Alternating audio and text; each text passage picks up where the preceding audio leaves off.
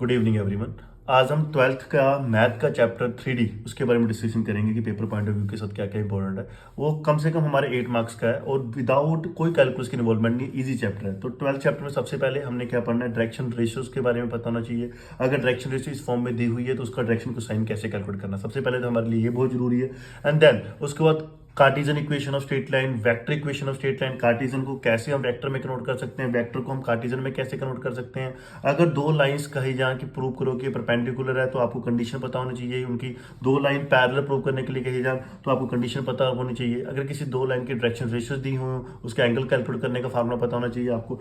And most जो इसमें अपने 6 मार्क्स का क्वेश्चन आता है वो किस पे आता है, एक पॉइंट दिया होगा और एक लाइन की इक्वेशन दी होगी और आपको कहा होगा find the foot of perpendicular, image of the point, distance of the foot of perpendicular and length of the perpendicular. And सबसे लास्ट शॉर्टेस्ट डिस्टेंस बहुत इंपॉर्टेंट है, ये करके जाना, इतने में से हो जाएगा आपका